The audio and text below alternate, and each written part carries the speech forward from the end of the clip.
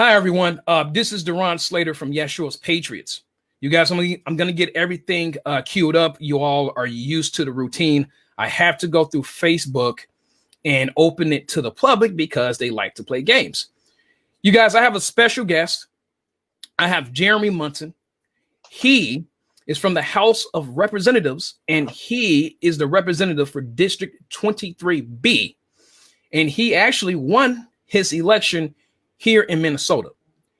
Unfortunately, Jennifer Carnahan, she double booked, okay? But she will be on next week, and I will be working on that time where I'm going to confirm that and let you guys know we're going to have Jennifer Carnahan on the show. And for those who are not familiar with Jennifer Carnahan, she is the Minnesota, okay, a GOP chairwoman for Minnesota.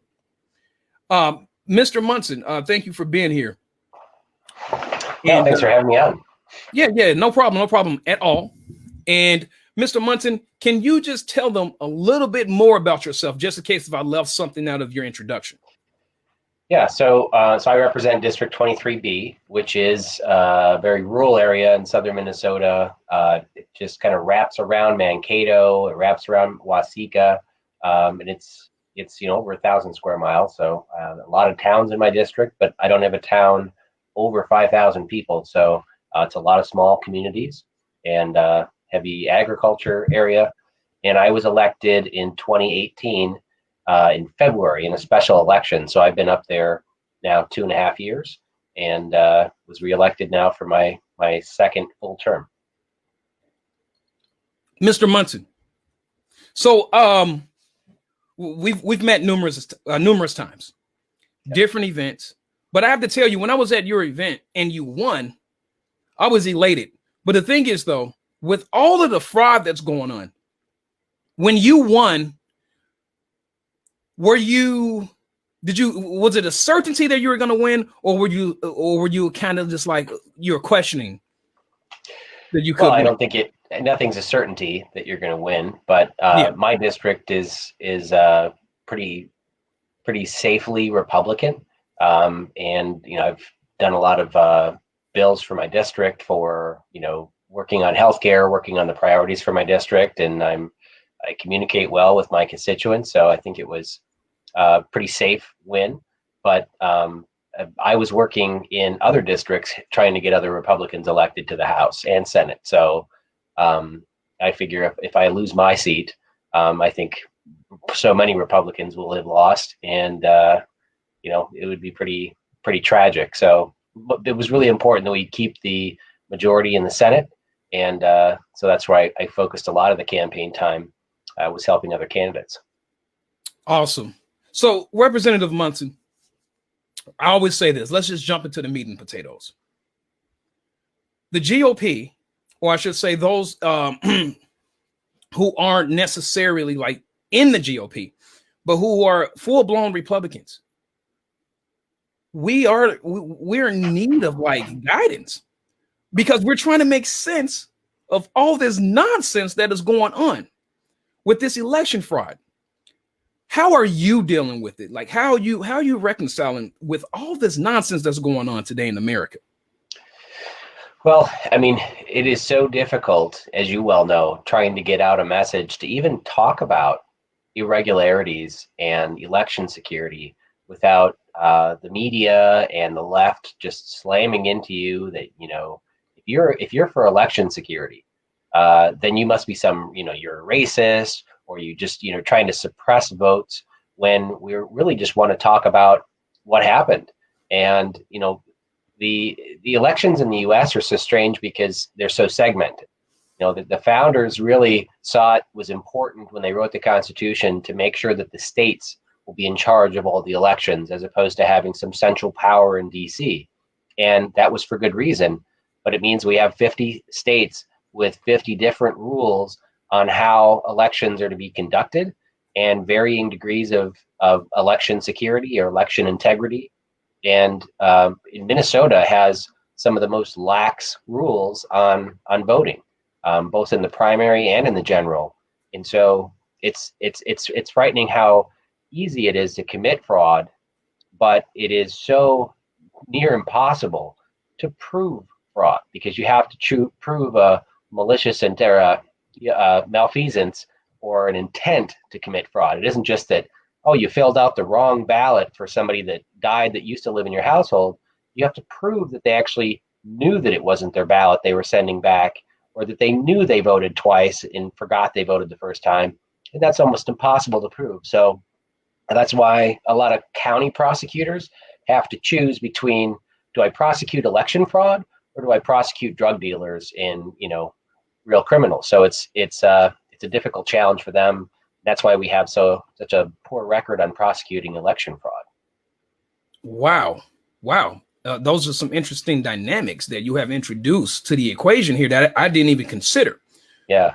So, Mr. Munson, you do have a lawsuit going on right now, correct?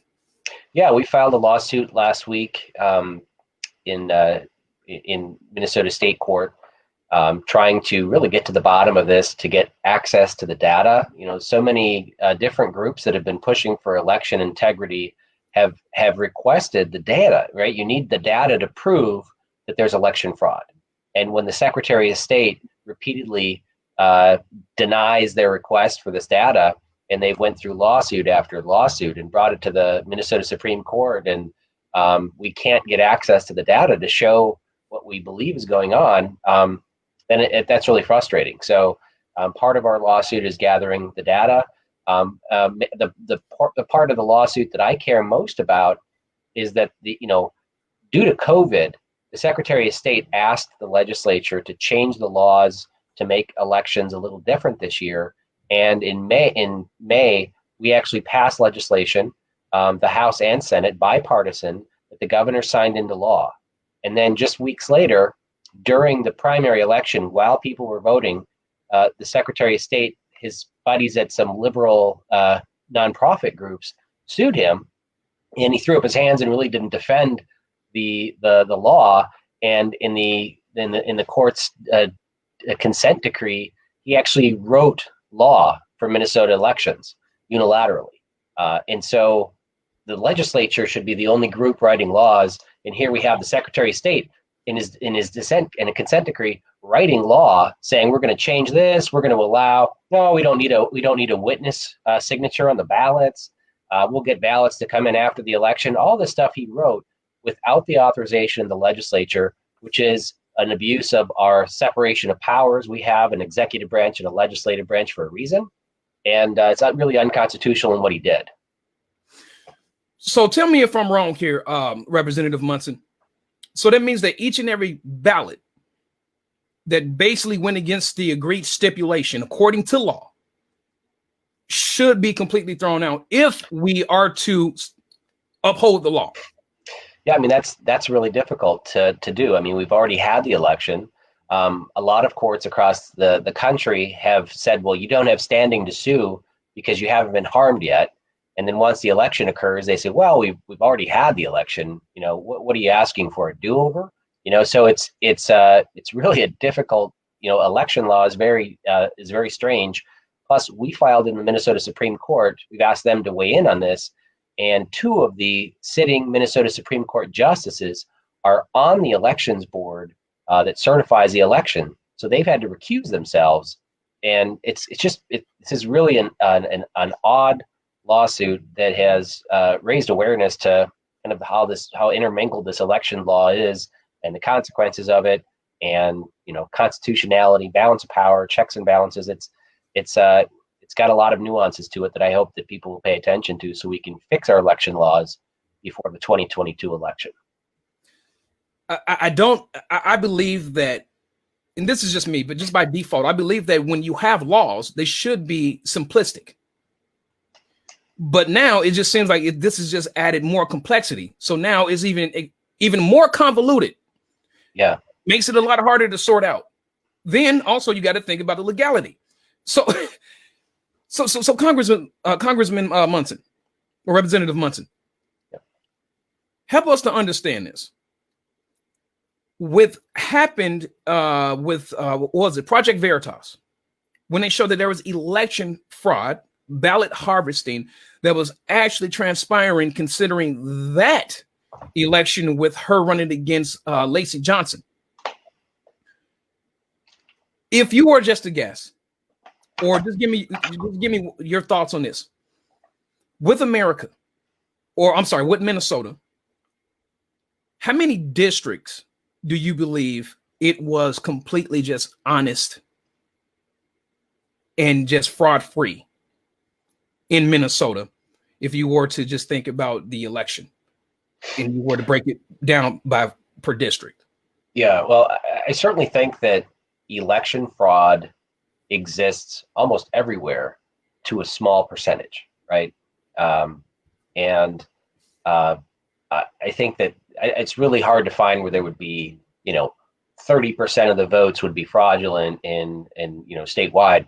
But I think that, 1 or 2 or 3% of the votes that were cast were probably done, fraudulently. And it's whether it's somebody, making up duplicate ballots, or maybe more frequently it's people voting who are not legal voters, people that are felons, people that are, what I call here without permission, or even legal residents voting when they shouldn't be voting. And that's, that probably occurs to a certain degree.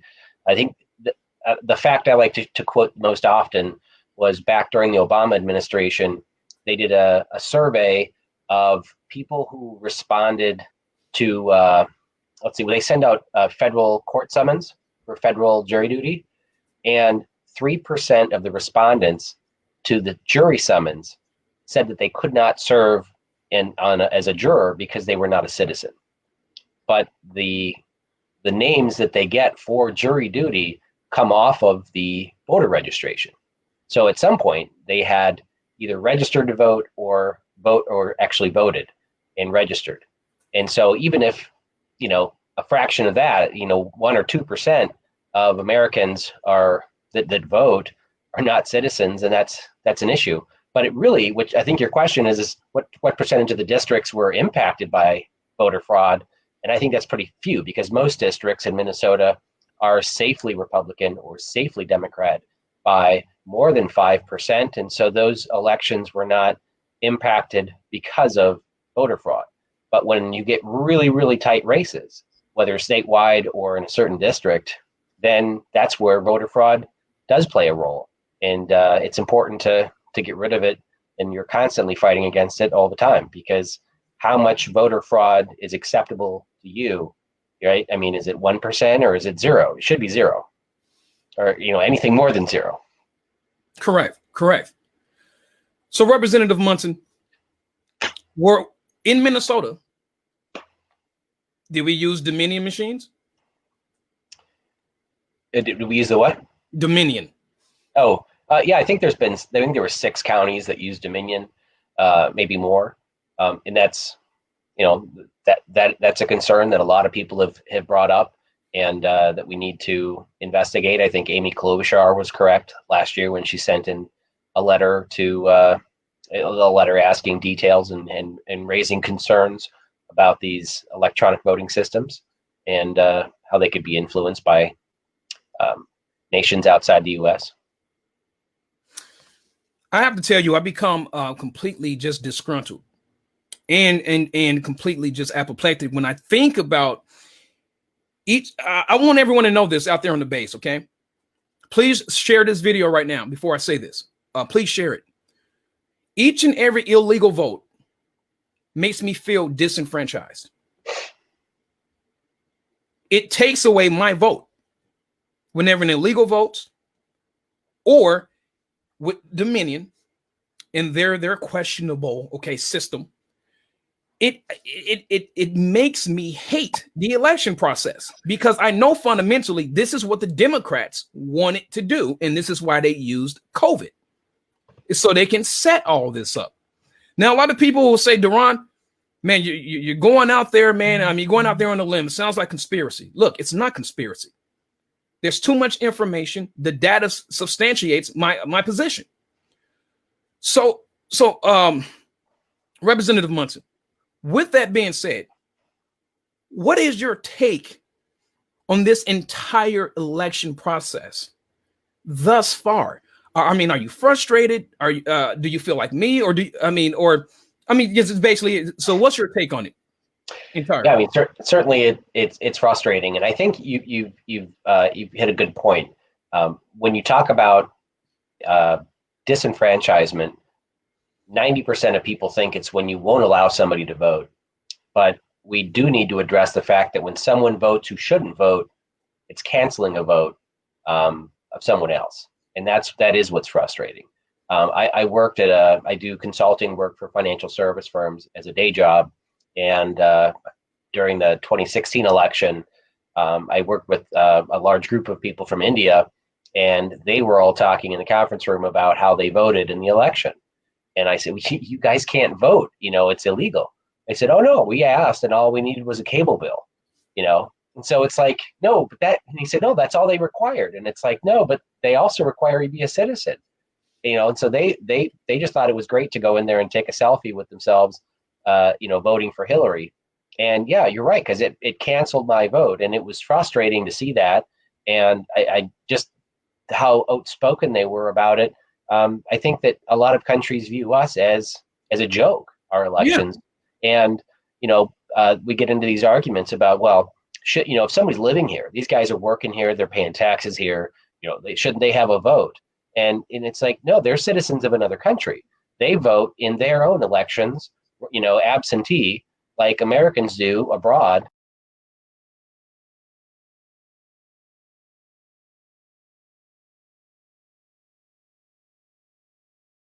Elections.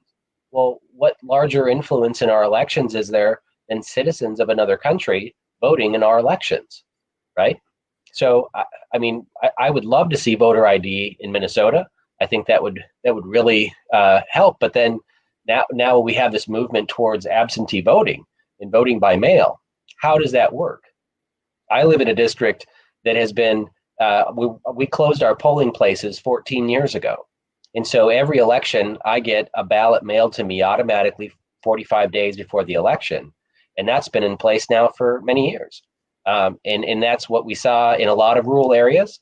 And that's what the Democrats are pushing for, is to send a ballot to every single person on the voter registry, or every name and address on the voter registry, regardless of if they're actual people. And that's really concerning, especially when you have people moving. And people in the cities especially move, every 18 months or 2 years on average. And then you got ballots going all over the place. And with removing the witness requirement, it's just frightening how easy it is to submit ballots. Good Lord. Yeah. Good Lord. It almost makes me feel like I'm powerless. Makes me feel as if my citizenship isn't relevant. Yes, I would support allowing early voting if you went in any time in the 45 days before the election with an ID and voted. That would make sense. But in Minnesota, we have a law against ballot harvesting, whereas other states like Texas and Florida, they don't have that rule. So they have these drop boxes that are not just owned by the county, but like the Republican Party puts drop boxes out there, so that you can drop your ballot in the box and then they will turn it in for you.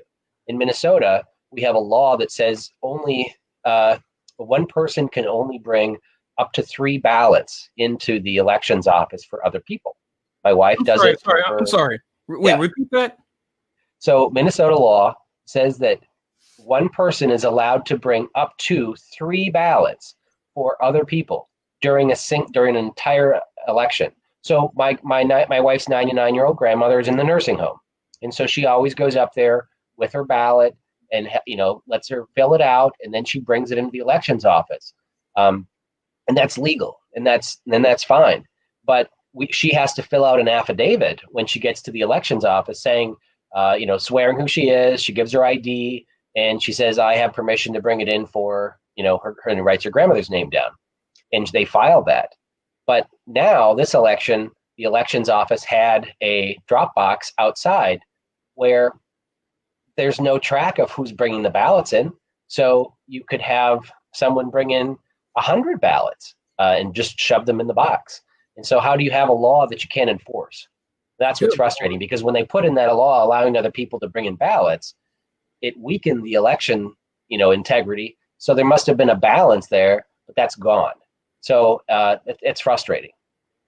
Good Lord. Good Lord. So what do you think the best course of action will be to correct this?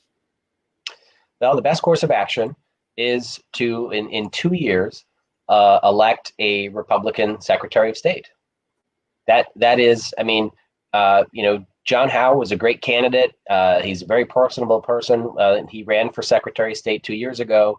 But I was with him on the campaign trail, and people are like, what does the Secretary of State do? Is that where you go to other countries? And like, they don't understand the role of the Secretary of State. And hopefully now people understand how important the Secretary of State role is. Same with Doug Wardlow running for Attorney General. Mm-hmm. A lot of people didn't really understand how important he is.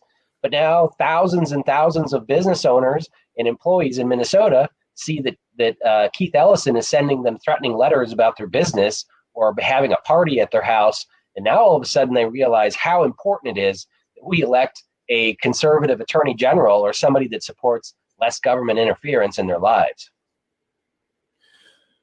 So, Representative Munson, can you inform the audience about Keith Ellison? Who is he? I mean, he's a radical former congressman. He represented Ilhan Omar's district in D.C. for, gosh, I don't know, eight or 10 years, I think, when those numbers. Yeah, he doesn't love our country, and he has a specific agenda. He's very socialist, and he seems to be at war with conservative values, and he keeps on pushing the bar. Now, I have a theory. Most people that go to D.C. and serve our country is in Congress, they really jump into the swamp out there. It is, and so when they come back here, and I'm going to put Tim Walz in the same category because Tim Walz was my congressman for 10 or 12 years. They come back here believing that lobbyists and special interest groups and the unions run everything. And that may be true in D.C., but it doesn't have to be that way in Minnesota politics. So Keith Ellison does bring that back here too, and that's been really frustrating. And I can see it in his in the way that he handles himself around different legislation and choosing which laws to enforce or not. And so that's really frustrating.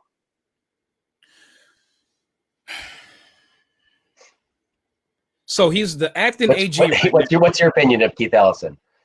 And see, the base already knows, but yeah, I would definitely say that again. Let me entertain that thought. For one, I mean, he supports Antifa. And you hit the nail on the head. He hates America. He doesn't know the United States Constitution, because if he did, he will follow it. He will have respect for the United States Constitution and love this country. But no. Contrary.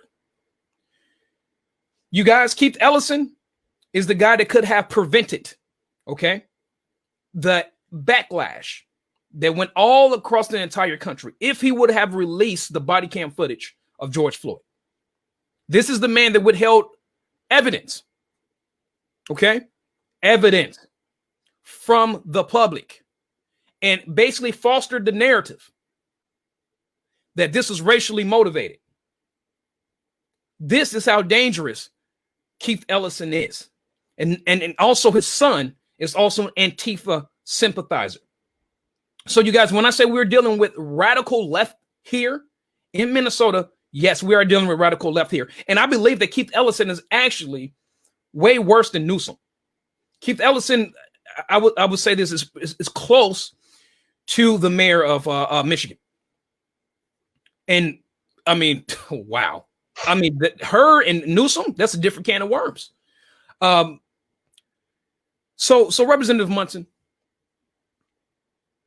if I were to say that we are fighting against tyranny and tyrants, would that be an accurate statement? Yeah. I mean, absolutely. The textbook definition of a tyrant is someone that assumes power during an emergency and just, rules their domain unilaterally. And that's exactly what Governor Walz and his administration, including Keith Ellison, are doing. It's absolutely frightening. And you're right that he is not defending the Constitution. because the Constitution really supports limited government and empowering the individual. And everything that they're doing is pushing socialism and communism. Their propaganda is always talking about, your neighbor, do this for your neighbor, narc on your neighbor. And it's really frightening. It's a whole agenda put together, and we really have the fight of our lives in Minnesota to try to support the Constitution and protect the individual and the minority.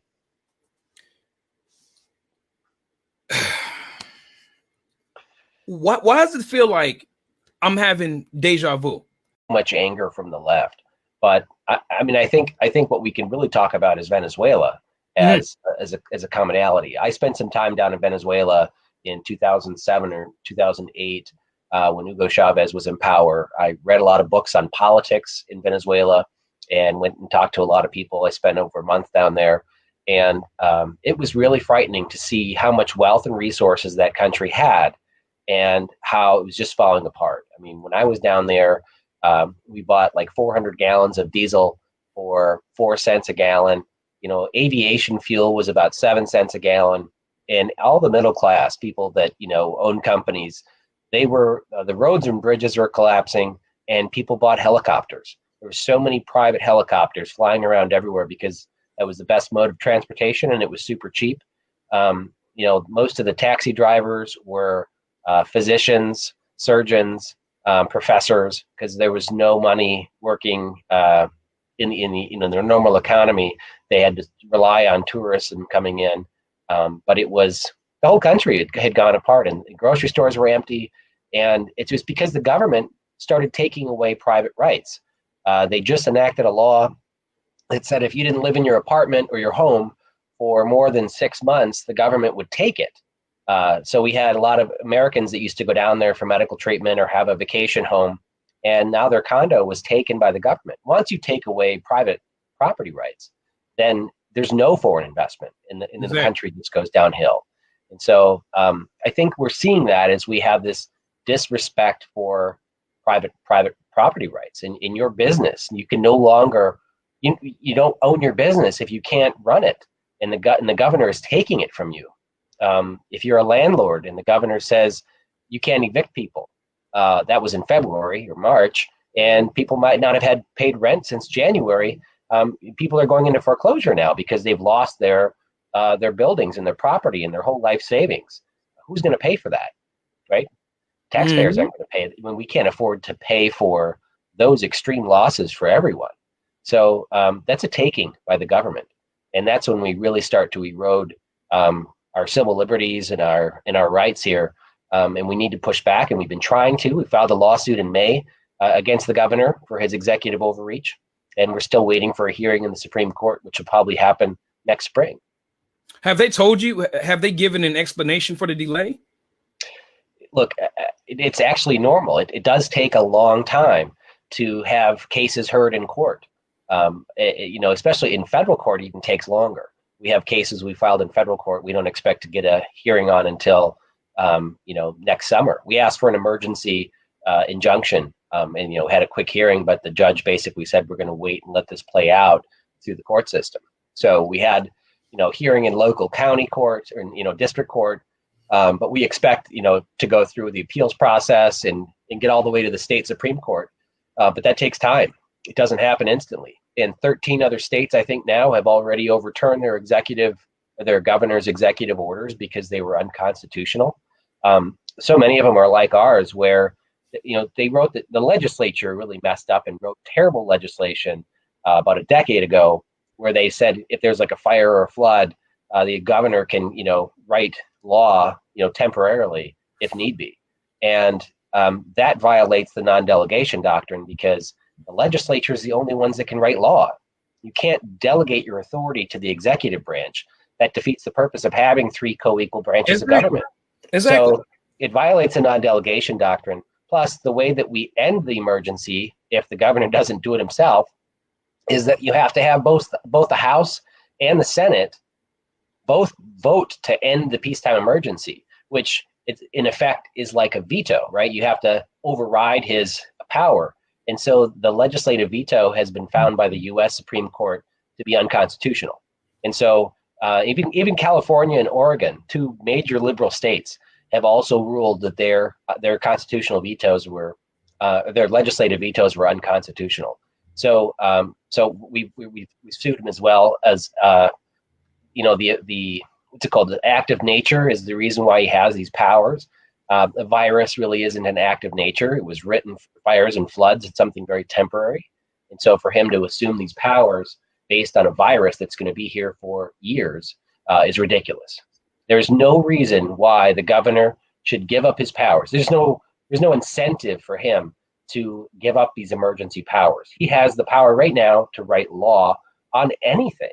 He can go out and buy a morgue. He can do whatever he wants. He can spend money. He can write laws. He can put people in jail without the legislature say so. And that should just stab at the heart of every liberal who's arguing, well, Trump shouldn't have these powers and Trump is writing laws, executive orders going around the legislature. That's wrong too. We need to restore the balance of power and respect the Constitution, and which has a limited government. We can't solve everybody's problems, and the government shouldn't allow the executive branch to go out there and start writing laws on everything. That's true. Yeah, that's true. That is so true. Oh yeah. It's mentally vexing, and it's beyond frustrating. And I have to tell you, just to say it's mentally vexing is beyond frustrating. Those are understatements.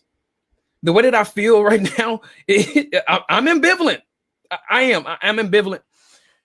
But I have to tell you, what do you believe the silver lining? I'm going to ask instead of tell you. So Representative Munson, what do you believe the silver lining is with all of this, if you wanted to put it in perspective? Well, I like to talk about getting more people engaged in politics. I think that I've always to say I'm not a big sports fan. I don't follow sports that closely. And I used to tell people I follow politics like sports. You got your players and their records, and the election night is like the Super Bowl for me. But now that sports have been extinguished for the most part, a lot of people are paying more attention to politics. Also, I come from a very liberal family. My parents and aunts and uncles and cousins are all extreme far left liberals, and I was just one conservative that came out of this group. And I tell people that you get involved in politics when government gets involved in your life. And so if you're touched by government in a good way, you go on unemployment or you're on medical assistance and government, gives you stuff, you're touched by government in a good way, you usually become a Democrat. And then if you're touched in government in a bad way, like the government tells you can't do something, or they take something from you, city, whether it's the city or the county or the federal government, or they're taking more taxes from you. You want to push back on government. You want less government. You tend to be a Republican or a conservative. And so this year, during 2020, with all these executive orders at the state and at the federal level, a lot of people have been touched by government in a very bad way.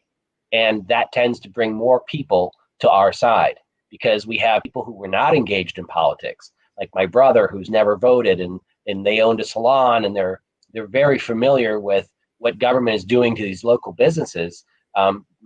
He came out and he voted for the first time this year, and that's great. And we need more people to get involved. Who would imagine that Democrats would lose so many waitresses and hairstylists that would come over to the conservative side because they don't like the government telling them what to do. So that's the silver lining in COVID in 2020, is that we have engaged more people in politics, and hopefully we've been out there telling them which of the two parties believes in less government. And I have to tell you too, Representative Munson, I believe that if we had the fundamental reset of teaching each and every American citizen the United States Constitution along with the Declaration of Independence, they would not be Democrat. And I believe that wholeheartedly, because the Democrats, it's in their name. They're called Democrats. They're not called Republican. We're called Republican because we believe in our constitutional republic.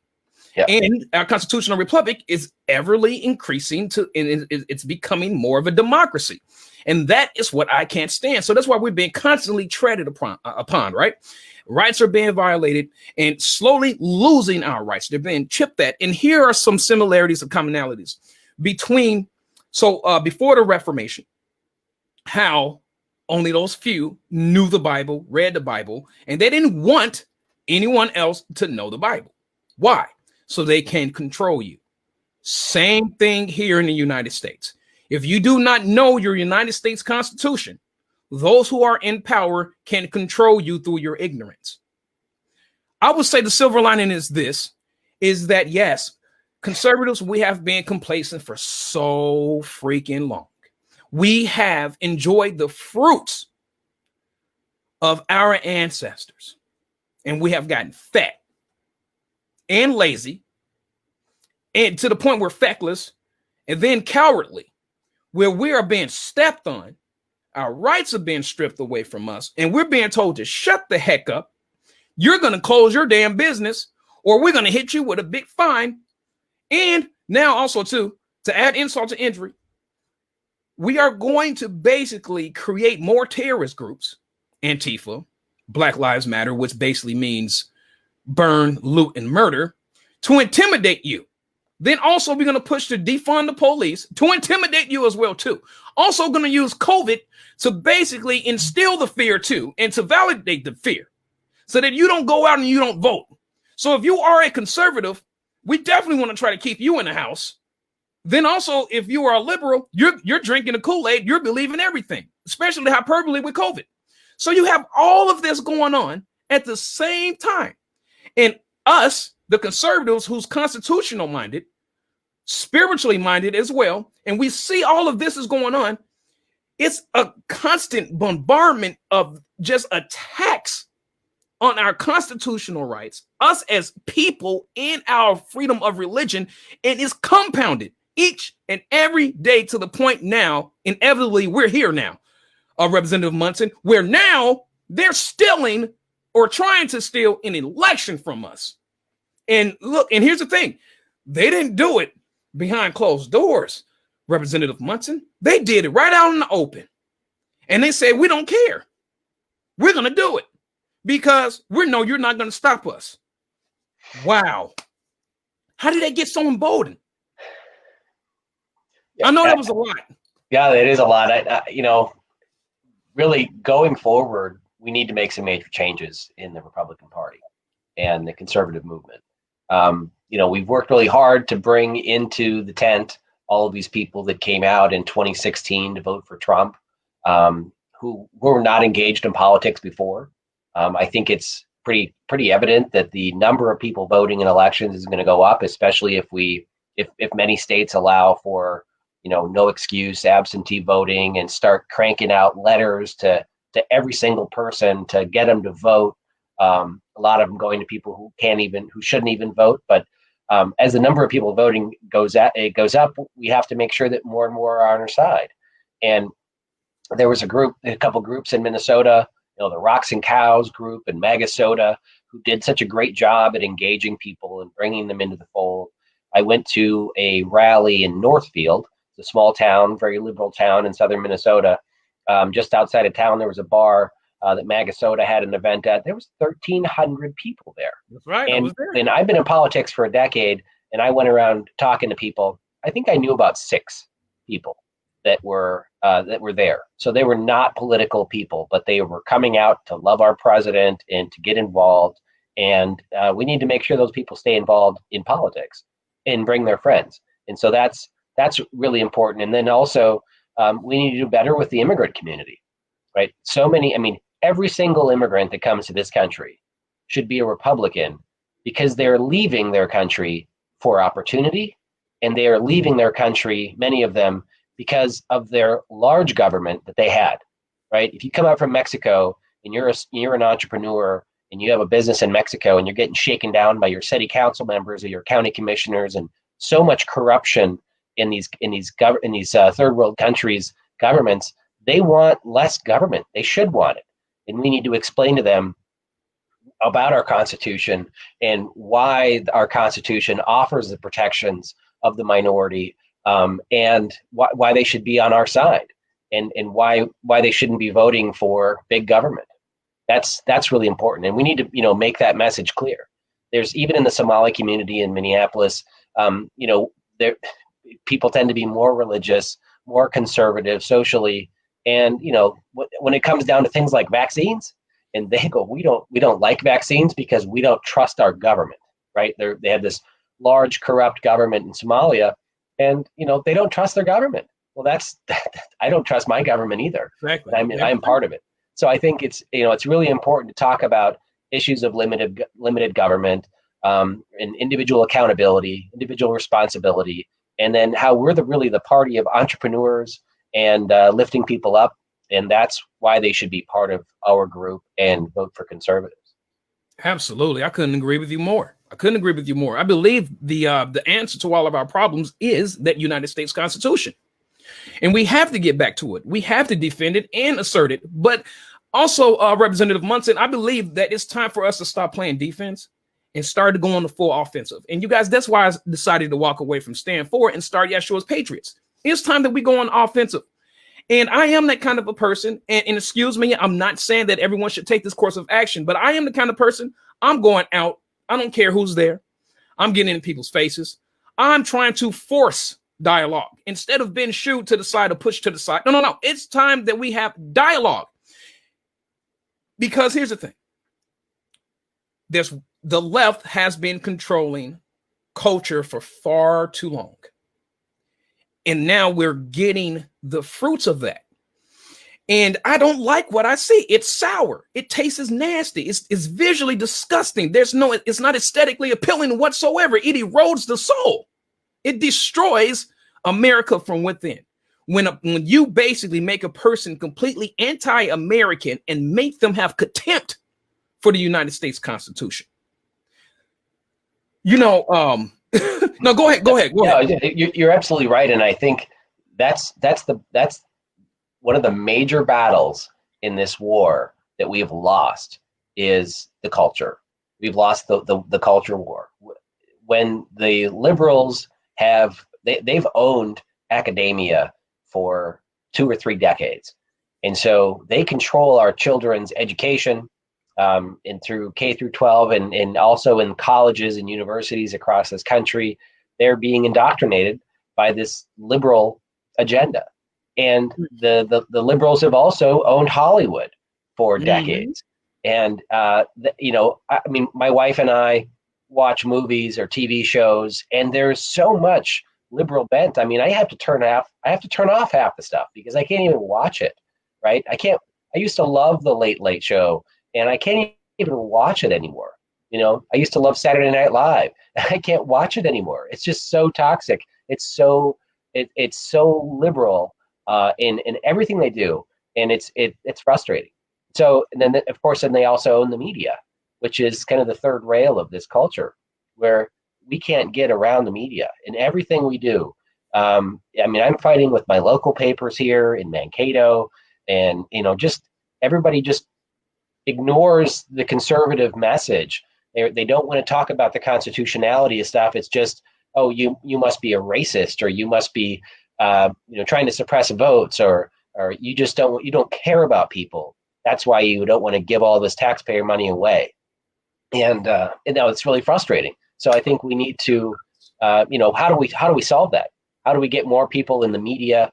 How do we get more conservative media or conservative movies and television shows, or just push back against this? That's where we really have to start. And I think one of the things we can do is education, right? Allowing education choice so we can have better schools for our kids and have more say in not having them indoctrinated in school. So I'm glad that let's use that to a segue into the other question about basically how can we secure future victories for the GOP? What does that look like if we were to unpack that with you, Representative Munson? How can we secure victories in the future for the GOP? Well, I think one of the things that Republicans have done well, and actually I should rephrase it, one of the things that that President Trump has done well for the Republican cause is his appointments to the courts. President Trump will leave a legacy of conservatism, constitutional judges across the country in U.S. district courts, and of course on the U.S. Supreme Court. That is so important, because whenever we do find a law is unconstitutional, we should be able to challenge that. That's part of the checks and balances, right? It's the legislative branch and the judicial branch pushing back against the executive branch, or just individual voters, citizens challenging something in court. Well, if the courts don't find for the Constitution, then we're not going to get anywhere. But as long as we have judges that are constitutional, we should be able to overturn legislation that is not constitutional. And that's really important. And that's something we can do, is keep on pushing back on the legal side. I've filed more lawsuits in the last year and a half than I ever thought I would, because so much of what's happening in Minnesota is unconstitutional. And so that's where we have to keep pushing back. I think that will help. And then we have to learn how to speak about supporting the individual, and supporting the individual right and the individual responsibility, and saying, it's not government's role to do this. I just posted a few minutes ago about a program for rental assistance, or if you're like housing assistance, there's tens of millions of dollars for people that are behind on rent. Now, I don't like the program, but it's there.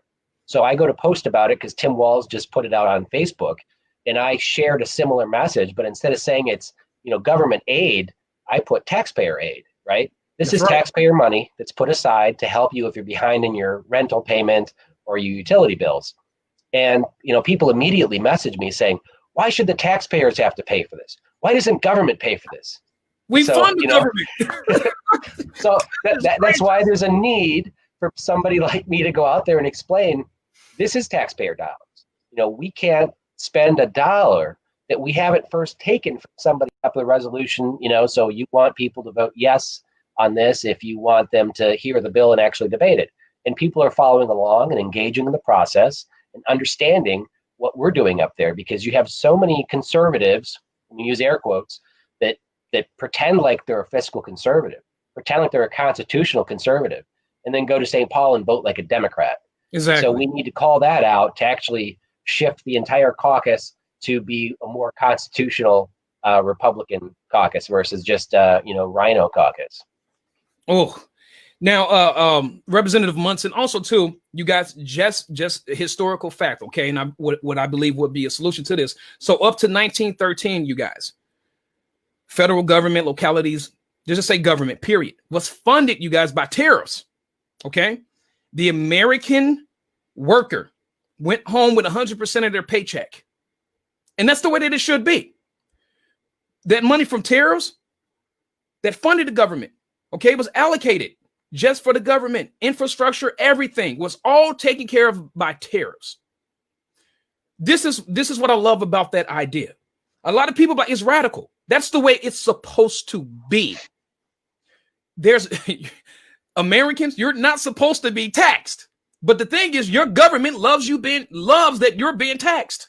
Loves to make you think also too, as Representative Munson alluded to, is that the person that didn't even know, talking about, hey, why is the taxpayer paying for this?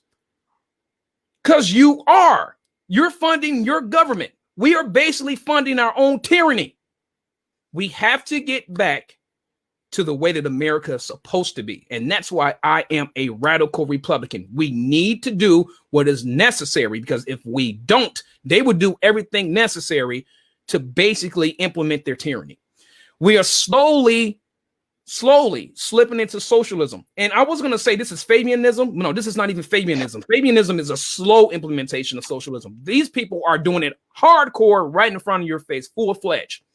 And what's scary about this, Representative Munson, is that these professors are indoctrinating our youth. If we think the people who we are fighting against right now are bad, whoa, because each and every time I'm at a protest, these aren't adults who we're fighting against. These are kids, and they are completely hostile. And you're talking about stupidity on steroids? Goodness gracious. We Yeah. have to do what we have to do right now. Well, we're seeing that in the legislature now with the freshman class that came in 2 years ago, and then now a new group of freshmen coming in on the Democrat side. There is more and more of this extreme liberalism that's coming in, that now being, lawmakers or city council members or school board members across the state. So, one of the things that we can also do as Republicans, to work with your local party and not just work on legislative races, but work on school board races and work on city council races, because we need conservatives everywhere who are actually going to be fiscally conservative and follow the Constitution and support individual freedom. And that's what's, and help explain to people, what liberty is and why we should love it, as opposed to just, pushing towards socialism. And, we saw this in the legislature for the last few years. They did pass this free insulin for all bill that would, the Democrats came forward in the nation's only divided legislature to try to get socialist healthcare policy through. And they started with insulin, right? Because most people know at least one person who's a diabetic, and talked about how if you can't afford insulin, they should be able to get it for free. And they pushed and they worked and they pulled on people's heartstrings, and they pushed through this major socialist agenda. Well, if you support insulin for all, why not, triple bypasses for all? Why not any cancer medication, any medical treatment that somebody can't afford? Why shouldn't they then get that for free, paid for by all taxpayers? Right. And it is like the shoehorn for socialism. But a bunch of Republicans voted for it, and one of even carried the bill. So this is, it's just, socialism is coming, and it's coming fast, and we need to push back and say it's not the role of government. And we have a lot of other programs out there that help people, and there's a lot of charities out there that help people, but pushing everything through government and taking away private health care from, is not the right solution. And that's one of the biggest threats right now is our healthcare system. See, Representative Munson, this is what I always say to my base. The number one thing I can't stand about liberalism is that they cause the problem and then try to present the solution, right, as if it's compassion. That's false compassion. They create the problem, but then the solution they present only exacerbates the problem. For instance, as you just talked about, basically the slow implementation of universal health care. They're like, hey, I want universal health care. Then all of a sudden, people cannot get the surgeries done in a timely fashion that they need. So now you have people in pain constantly, or you have people passing away. Then what's the next thing they'll say? The government's not responding fast enough. This is ridiculous. It's because of you conservatives and your policies. All the while, they don't realize you are the problem. You're giving birth to the new problem and exacerbating the problem with other solutions instead of attacking the root cause of the problem. It is liberal policies. Each and every Democrat, I always say this, has to go. Don't get me wrong now. Let me just say this for the sake of transparency and not to be misconstrued. Each and every person who's a Democrat, are they evil? No. Okay? I will not say that. The ideology is evil, and I have to say that, and I have to put emphasis on that because it is the antithesis of a constitutional republic because of the Democrats' founding. They want democracy. So it shouldn't be a surprise to us that they want socialism. They go hand in hand. And this is, Representative Munson, I always just say, let's focus on the fundamentals. We get to the fundamentals, that encourages critical thinking skills. And since you have critical thinking skills, that means you have an informed populace. And since you have an informed populace, you have people who are by default conservative. Why? Because they know the United States Constitution. They have critical thinking skills, which means they have common sense, which means they are overall a better citizen, whatever you want to say. You have a powerful, informed populace, aka a constitutional republic. Yeah. That's the beauty of it. That's the beauty of it. So here's the thing. We know this, but what has been the biggest obstacle is the implementation. That's where liberals have succeeded. Now, why have you here? your opinion about this ranked choice voting that was passed in Bloomington. Make no mistake, it was passed in Bloomington. Can you inform my base about this ranked choice voting that's going on? Well, that's passed in certain districts in Minnesota. Well, I mean, I don't have it in my area, but as I understand, and I don't know if it's the same everywhere, it allows you to have a first and then a second choice when you go to vote. So you really vote, give somebody your first vote, and if that person doesn't get a majority of the votes, then you choose then it would go to the next person that you voted for. It really allows third-party candidates to have a stronger voice. Anybody running on a third-party ticket in Minnesota, a lot of people call them spoiler candidates because they're not going to get a majority to win. But at the same point, they'll never get there if people never give them their vote. So, I mean, that's the pitch for ranked choice voting. But I don't know how the laws are written in Bloomington, but how does it work? And how did it work in your last election for city council and for school board? Well, they didn't use it with this election, but they passed it. Okay. And here's the sad thing, you guys, is that with this ranked choice voting, you guys, it's set up to basically get rid of the electoral college. And the reason why I say that is because for the simple fact where you said that if your representative basically doesn't win, your vote goes to another person who you may have marked off on second on the ballot, or third, or fourth, or fifth on the ballot. But the thing is, though, that takes away your power to vote. Everyone, the way that it's set up in America, it's not set for each and every person running for office to win. It's for the right person to win through the legal process. And that means that who you voted for, that's where your vote should remain. And so this is the problem. We have a fundamental problem. And I cannot allude to this point enough. We have a fundamental problem. And that's what liberalism erodes. It erodes your fundamental principles, ethics, morale, etc. It's a complete attack on the infrastructure of America. And you guys, with the ranked choice voting, I would tell you what the liberals did. Let me explain the methodology. Let me break it down to you because it's systematically insidious. They took the homeless from other districts months in advance now, okay?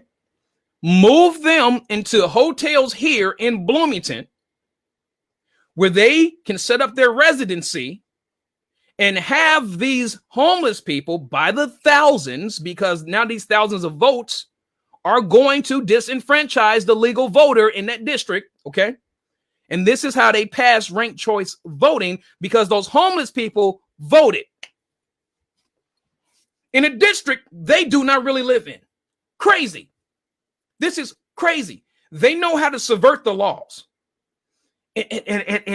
I'm about to have a conniption because I'm just like, they are so criminally intelligent, but so morally bankrupt that most Americans cannot even grasp the criminality that's behind, or I should say, that basically influences the liberal mind. Oh my goodness, it really does. It just tears me up inside. I just cannot believe we're dealing with this level of corruption in our country today, to the point, I'm going to use that to a segue. I know we kind of talked about the election a little bit during the beginning. Candidly, Representative Munson, about this whole charade, do you believe Donald Trump can set the record straight? And if so, how can he do it? You mean setting the record straight on election fraud? That's right. I mean, certainly, I've received lots of emails from people saying, you need to get out there and tell Donald Trump that he needs to concede and, stop talking bad about this. And I said, well, it seems to me that in 2016, when Hillary lost, she spent about 18 months on tour talking about how the election was fraudulent and it the election was a fraud and it was influenced by Russia, and she had 1,001 excuses of why she lost, but she never, she never gave up. And so I don't expect Donald Trump to stop talking about how fraudulent this election is. I hope that he can get through to certain states and to certain state legislatures to change the election law to root out all this fraud, because so many of these states now have been so tight in this election that every vote counts, and we need to be more accurate in rooting out every last percentage of election fraud. So I hope he can get that through. Then of course, if you're going to ask me, is there a path for him to still win the election? There is a path, but it's a difficult road, and it would require that no one get 270 electoral votes, and then Congress then make the decision, receiving one vote per state, and Republicans having a majority of states. So we have 37, or is it 36 as of right now? If it were to go to the House of Representatives, I don't know. I just know it's a majority, so more than 25. So if we count out Mitt Romney, I can't stand that guy. I really can't. I really can't. And if I get involved in the GOP, if I just jump straight in GOP, that's the first person I'm going after. It's Mitt Romney. Oh. But so we're over the hour, and I know you have a lot to do. And so I want to thank you for coming on. But Representative Munson, if you have anything as a final thought that you believe would be beneficial, that would basically offer, some comfort, stability, or some just anything that you think will be just useful for the patriot in America, what would that be? Don't give up hope. I mean, there's a small minority of conservative legislators that are in each state house and in Congress that are fighting for the right reasons. There's a whole lot of people that are in politics for the wrong reasons, and we need to root those people out. And if you're wondering if you and your business friends are standing around talking about how there's nobody in politics that's doing the right thing, that's a time that you need to step up and run. And I ran as an outsider. I was frustrated. I hated government. I was a mad voter. But now I'm a voter with an election certificate, and I get to, enact policy or vote for policy or vote against bad policies. And so if you want to run for office, you should run. And Donald Trump has shown us that it is the year or the time of the outsider. That, right. that being in the swamp is not a good thing. Being in the establishment is not a good thing.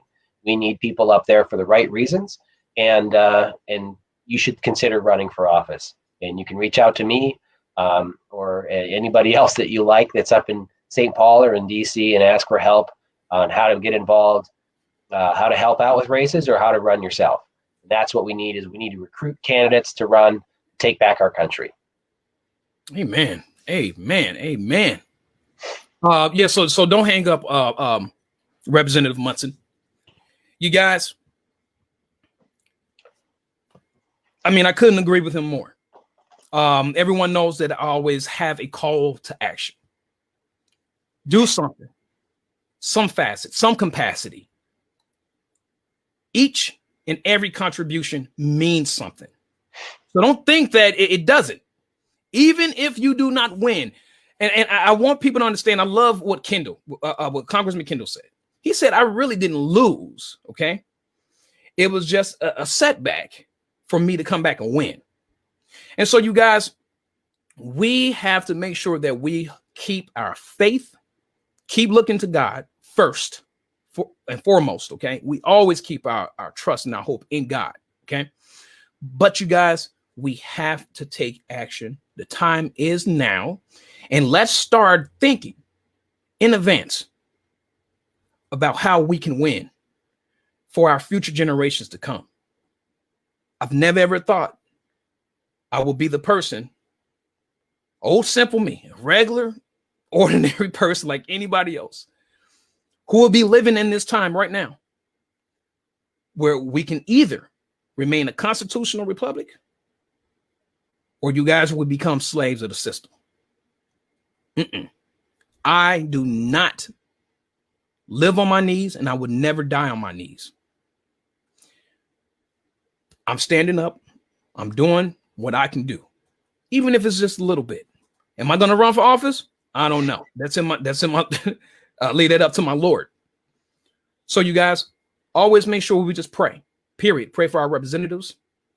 Please pray for Representative Munson and protection for him and his family. And then also for the Lord to bless everything that the Lord wants him to do and for it to come into fruition.